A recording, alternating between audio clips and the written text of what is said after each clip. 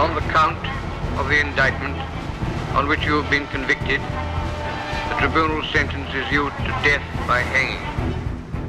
The Allies held the Nuremberg Trials against representatives of Nazi Germany. I know what I'm doing against these criminals. It's not the answer for the tragedy, but this is a warning. For planning and executing invasions of other European nations, as well as crimes against their civilians during World War II.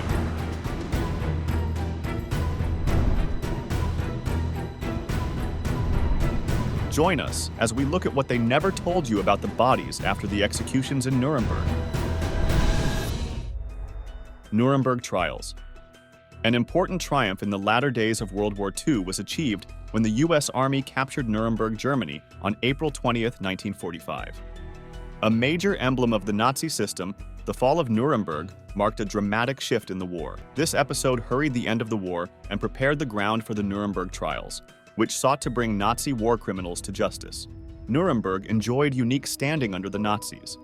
Of all the German cities, Adolf Hitler thought this one was the most German. It hosted several rallies and propaganda events for Nazism. Here in 1935, the Nuremberg Laws were passed, depriving Jews of their German citizenship and laying the groundwork for the Holocaust. Taking the city, then, was strategically and symbolically very important to the Allies. A key post-war event, the Nuremberg Trials, were made feasible by the Allied occupation of Nuremberg. The purpose of these trials was to bring well-known Nazi war criminals to justice. Among other revolutionary features of the trials were the idea of individual responsibility for war crimes and a benchmark for future international criminal tribunals. At the Nuremberg trials, 22 top Nazi officials were charged with war crimes, crimes against humanity, and conspiracy to commit these crimes. Of the 22 defendants, 12 were executed, 3 were found not guilty, and the remaining 7 were sentenced to different lengths of time in prison. A watershed was reached in World War II with the conquest of Nuremberg. That was the first indication that the Nazi government was going to fall. The horrors committed during the war were powerfully brought home by the Nuremberg trials that followed. These trials also established the foundation for present international law dealing to war crimes and crimes against humanity. The capture and trials of Nuremberg still influence our perceptions of justice, accountability, and the need of being constantly vigilant against the forces of oppression and hatred. Winston Churchill and his secretary Anthony Eden Plan Strategy. According to the United States Holocaust Memorial Museum, in December 1942, the leaders of Great Britain, the United States, and the Soviet Union issued the first joint declaration officially noting the mass murder of European Jewry and resolving to prosecute those responsible for violence against civilian populations. Leading Soviet official Joseph Stalin first suggested putting between 50,000 and 100,000 German staff officers to death. Although British Prime Minister Winston Churchill considered the idea of summarily executing senior Nazis, American officials persuaded him that a criminal trial would be more successful. Criminal procedures would, among other benefits, necessitate recording of the crimes against the defendants and shield them from later charges the defendants had been sentenced without proof. Setting up the Nuremberg trials presented numerous legal and procedural challenges. First, there had never been an international war criminal prosecution. The American Civil War saw the execution of Confederate Army officer Henry Wirz for his mistreatment of Union prisoners of war. Turkey also held courts-martial in 1919 and 1920 to punish those responsible for the Armenian genocide of 1915 and 16. But these were trials carried out within the laws of a single country, not a coalition of 4 powers with disparate legal customs and traditions as in the Nuremberg trials. Ultimately, on August 8, 1945, the Allies released the London Charter of the International Military Tribunal, which set the rules and procedures for the Nuremberg trials. The charter identified 3 categories of crimes, among them crimes against peace, war crimes, and crimes against humanity. It was established that both military and civilian authorities might be charged with war crimes. The trials were held at Nuremberg, a city in the German state of Bavaria, because the war had not seriously destroyed the Palace of Justice, which housed a sizable prison. Nuremberg had also hosted yearly Nazi propaganda events. Hence, the post-war trials there signaled the symbolic end of Hitler's Third Reich, or administration. Hans Frank. German politician, war criminal, and lawyer Hans Michael Frank was the general government leader in German-occupied Poland during World War II. Frank was an early German Workers' Party member. Having taken part in the abortive beer hall putsch, he eventually served as both the NSDAP's and Adolf Hitler's personal legal counsel. He was elected a party Reichsleiter in June 1933. Frank became a Reichsminister without a portfolio when he entered the Hitler cabinet in December 1934. Following the 1939 German invasion of Poland, Frank was named Governor General of the seized Polish lands. He started a terror reign against the public during his term and got personally involved in the mass slaughter of Jews. Along with supervising 4 extermination camps, he worked in forced labor. Up until the general government fell apart in early 1945, Frank was its head. Over 4 million people were killed under his authority during that period. Following World War II, Frank was found guilty at the Nuremberg Trials of war crimes and crimes against humanity. October 1946 saw the hanging execution of his death sentence. Wilhelm Frick. Convicted of war crimes, Wilhelm Frick was a well-known Nazi Party politician who held the positions of last governor of the Protectorate of Bohemia and Moravia and Minister of the Interior in Adolf Hitler's cabinet from 1933 until 1943. Leading the Munich Kriminalpolizei, Frick took part in Hitler's abortive beer hall putsch in 1923 and was found guilty of high treason. He escaped jail and shot to prominence in the Reichstag as a prominent Nazi Party member shortly after. Frick became Minister of the Interior in the new administration after Hitler was elected Chancellor of Germany in 1933. Frick was also commissioned Generalbevollmächtigter for die Reichsverwaltung on May 21, 1935. Among the laws that characterized Nazi racial policy and consolidated the Nazi government were those he helped draft, most infamously the Nuremberg Laws. Hitler named Frick to the 6-member Council of Ministers for Defense of the Reich, which functioned as a war cabinet on August 30, 1939, just before the Second World War broke out. Gradually losing popularity inside the party once the SS rose to prominence, Frick was replaced as Interior Minister by Heinrich Himmler in 1943. Up to Hitler's death in 1945, Frick served in the cabinet as a minister without a portfolio. Frick was hanged following his conviction of war crimes at the Nuremberg Trials during World War II. Joachim von Ribbentrop. German politician and diplomat Ulrich Friedrich Wilhelm Joachim von Ribbentrop was Nazi Germany's Minister of Foreign Affairs from 1938 to 1945. Adolf Hitler first became aware of Ribbentrop as a well-traveled businessman who was seen to be an authority on foreign policy and had more understanding of the outside world than other prominent Nazis. He offered the covert meetings in January 1933 that resulted in Hitler's selection as Chancellor of Germany at his home. To the displeasure of some party members who believed him to be conceited and untalented, he became a close confidant of Hitler. In 1936, he was named ambassador to the British Royal Court, the Court of St. James, ASS, and in February 1938, he was named German Foreign Minister. He was a major mediator in the Molotov-Ribbentrop Pact and the Pact of Steel before World War II. He was against the Soviet Union being invaded and supported keeping good relations with the Soviet Union. Late in 1941, Ribbentrop sought to have Japanese-American discussions in Washington fail and for Japan to attack the United States because of American assistance to Britain and the growing number of incidents in the North Atlantic involving U-boats and American warships protecting convoys to Britain. Following the attack on Pearl Harbor, he made every effort to back a proclamation of war against the United States. Ribbentrop's power waned starting in 1941. Arrested in June 1945, Ribbentrop was found guilty and given the death penalty at the Nuremberg Trials for his part in igniting World War II in Europe and facilitating the Holocaust. He was the first Nuremberg accused person to be hanged to death on October 16, 1946. Alfred Yodel. German Generaloberst Alfred Josef Ferdinand Yodel spent World War II as the chief of the operations staff of the Oberkommando der Wehrmacht, or German Armed Forces High Command.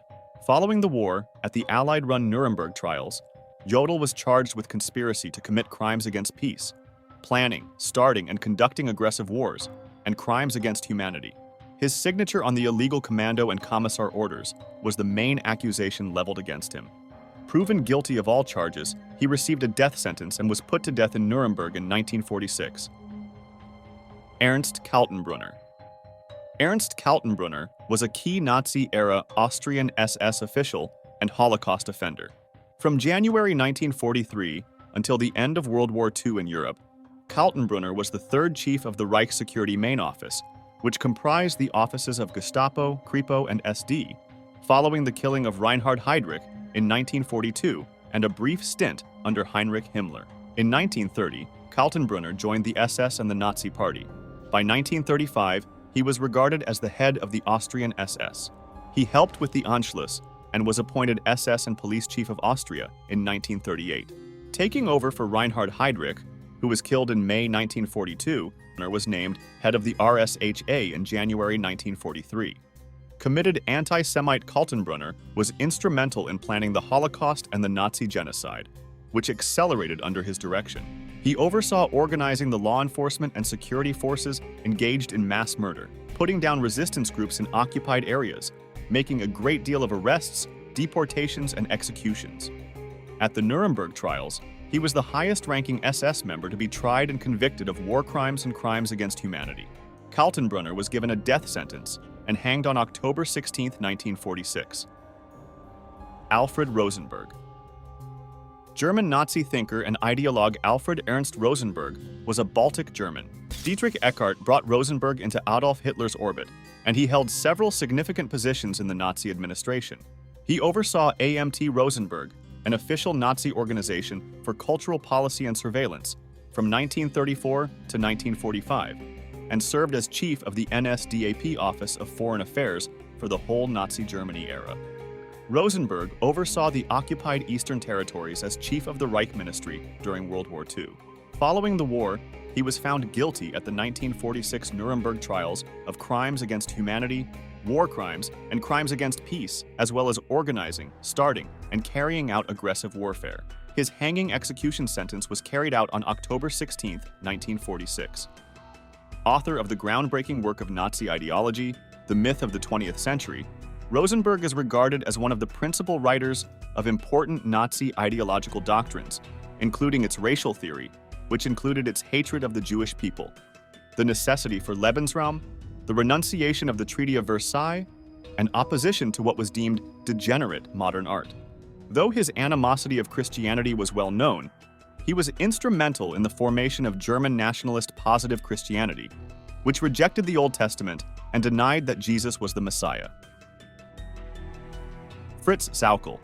German Nazi politician Ernst Friedrich Christoph Fritz SLL served as the general plenipotentiary for labor deployment from March 1942 until the end of the Second World War. He was Gauleiter of Gau Thuringia from 1927. During the Nuremberg trials before the International Military Tribunal, SLL was one of 24 defendants. Found guilty of war crimes and crimes against humanity, he received a hanging death sentence. Wilhelm Kitle.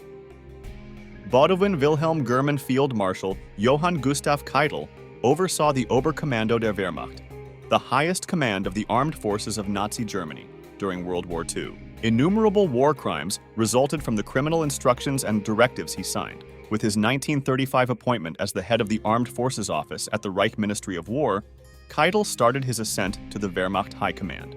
Adolf Hitler renamed the ministry the OKW and appointed Kitle as its head once he assumed command of the Wehrmacht in 1938.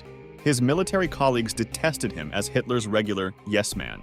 In Nuremberg following the war, Kitle was charged by the International Military Tribunal as one of the major war criminals, including crimes against humanity, crimes against peace, criminal conspiracy, and war crimes were upheld against him. 1946 saw his death sentence carried out via hanging.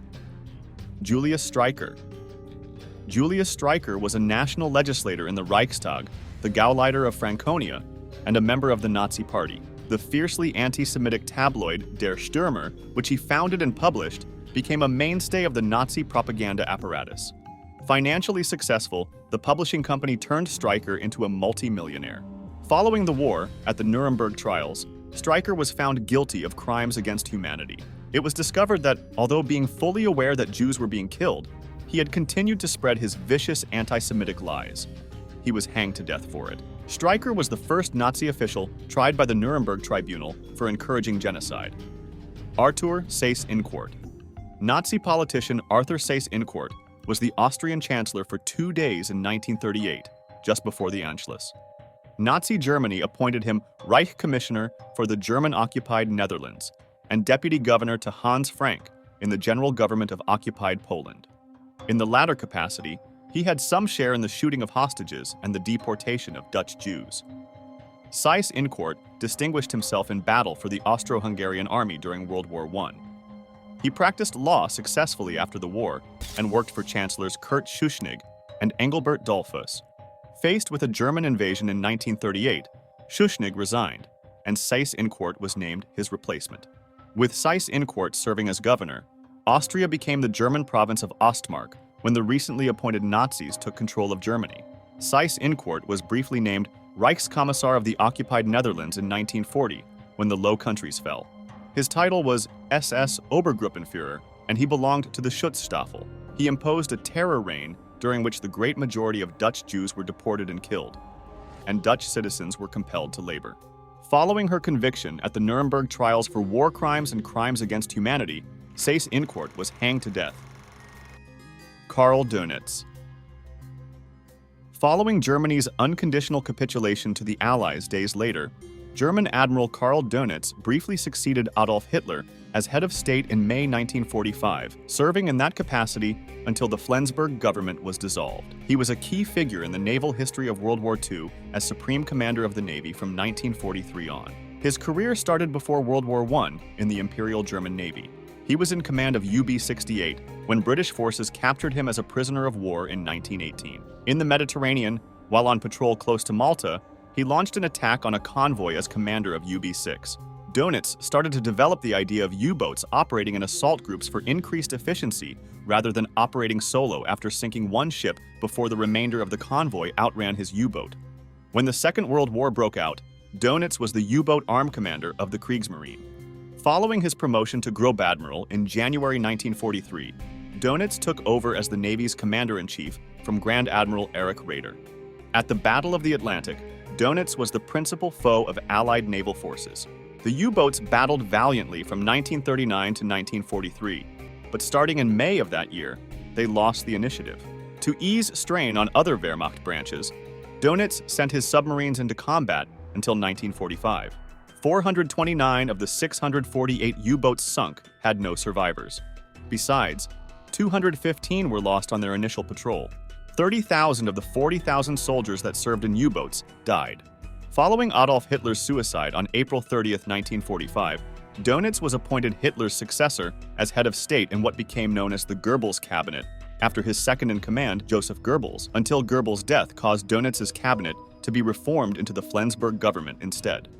He gave Alfred Yodel, chief of operations staff of the Oberkommando der Wehrmacht, the order to sign the German papers of surrender in Reims, France, on May 7, 1945, therefore bringing an official end to the European War.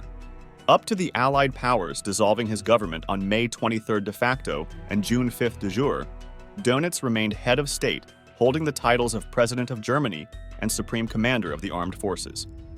Dönitz acknowledged himself that he was a devoted Nazi and Hitler's ally. Upon the conclusion of the war, he was charged in the Nuremberg Trials as a major war criminal on 3 counts: planning, starting, and carrying out aggressive wars, and crimes against the rules of war. He was convicted of war crimes against the laws of war and crimes against peace, but not of crimes against humanity.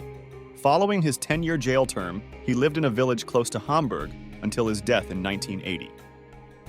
Martin Bormann. In 1933, Martin Bormann was appointed head of staff to Rudolf Hess, the deputy of Adolf Hitler. As Hitler's personal aide, Bormann was a formidable player in domestic politics, if hardly known to the German people. After Hess fled for Great Britain, Bormann took over as party chancellery chief and, formally, Führer secretary in 1943. Several domestic measures, such as the murder of Jews, the euthanasia program, the theft of artwork, and the growth of forced labor systems, were clearly his handiwork. He also penned several decrees directing the expulsion of Jews to the east. Though long believed to be alive, Bormann perished to escape Berlin in the latter days of World War II. He received a death sentence during an absentee trial at Nuremberg. When his bones were found and positively identified in 1973, West German authorities formally declared him dead. Hermann Göring, German politician, general in the armed forces, and war criminal Hermann Wilhelm Göring, was condemned. He was a key player in the 1933 to 1945 Nazi Party government of Germany. Göring was an accomplished fighter pilot in World War I who was awarded the Blue Max. He was Manfred von Richthofen's former fighter wing's last commander, Jagdgeschwader 1. Goering, a pioneer of the Nazi Party, suffered injuries in the abortive beer hall putsch of 1923 by Adolf Hitler. He became hooked to morphine while getting care for his injuries, and it lasted until the last year of his life. Goering was appointed minister without portfolio in the new administration when Hitler took over as Chancellor of Germany in 1933. Supervising the establishment of the Gestapo, which he turned over to Heinrich Himmler in 1934, was one of his first duties as a cabinet minister. After the Nazi regime was established, Goering gathered political and military resources to rank as Germany's second most powerful man. His appointment as Luftwaffe commander-in-chief lasted until the latter days of the dictatorship. Goering took charge of many government institutions when he was appointed plenipotentiary of the four-year plan in 1936, and was given the responsibility of preparing all economic sectors for war.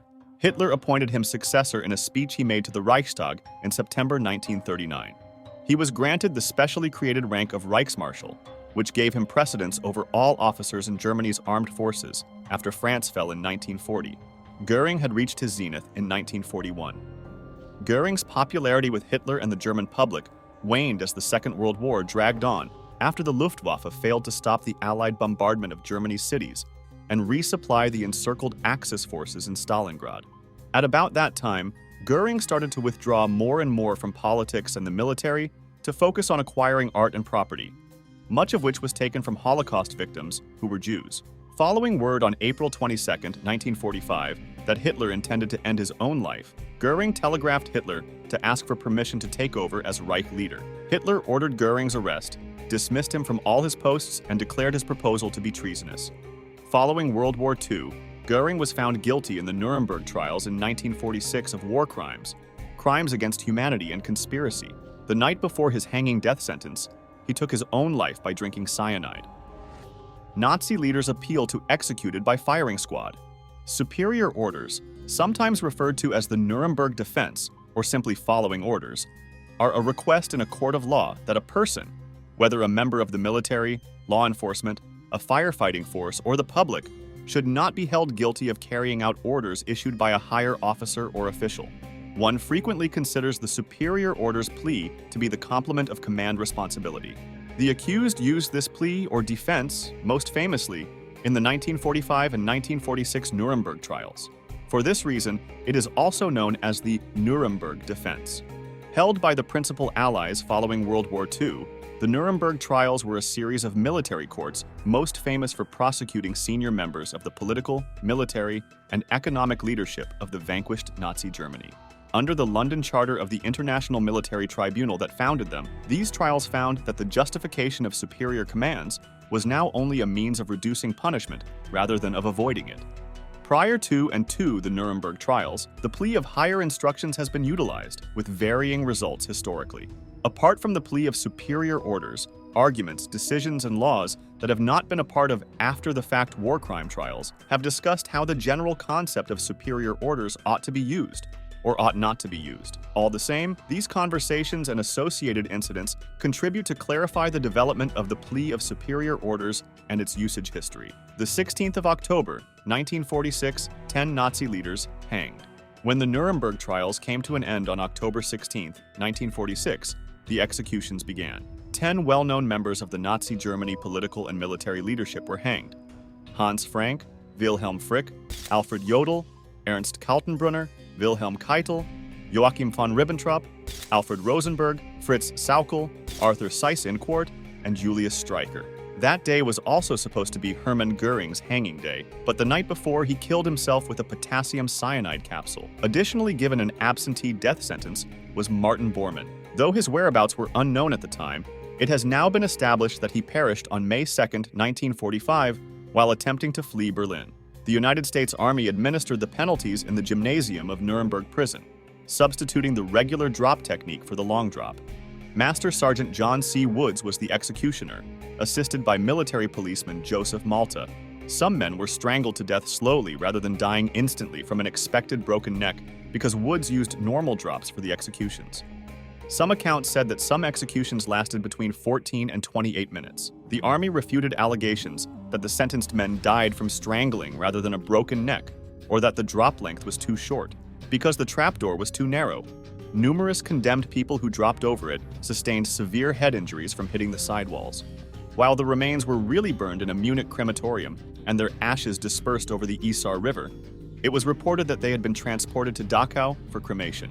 Eyewitness to the hangings was Kingsbury Smith of the International News Service. Newspapers carried his account together with pictures. John Clarence Woods. Upon their death sentences at the Nuremberg Trials, 10 former top officials of the Third Reich were executed on October 16, 1946, by United States Army Master Sergeant John Clarence Woods and Joseph Malta. He was credited by Time magazine with 347 executions to that point in his 15-year tenure. Remains of high-ranking Nazis executed. Constructed in 1821 and still in use, the Ostfriedhof is a cemetery in Munich located in the Obergiesing neighborhood. Over 30 hectares and over 34,000 burial plots are included in it. Hans Gressel's designs were followed in the construction of the structures between 1894 and 1900. 1929 saw the opening of the crematorium. From 1933 to 1945, thousands of opponents of the Nazi regime had their bodies burned there, and their ashes were largely disposed of without ceremony. These comprised Action T4 campaign victims, victims of the concentration camps Dachau, Birkenau, and Auschwitz, and those executed in Stadelheim prison. The ashes of Hermann Göring and other people executed at the Nuremberg war crimes trials were dispersed after their cremations. Here in 1946. Thumbnail. Our thumbnail is rather gruesome. We can see on the picture on the left a soldier holding the noose of what looks like a soldier about to be hung. On the right picture, we can see two individuals dead by hanging. After what the Nazis did during World War II, they got what they deserved at the Nuremberg trials. What is your opinion on this topic? Why don't you let us know in the comments below? Well, that's it for now. I hope you enjoyed this video. Please give us a like and let us know in the comments what you think. Check out our other videos and subscribe to be part of the fun. Click on the notification icon so you can see our new videos as soon as they're uploaded. Thank you for watching and see you next time.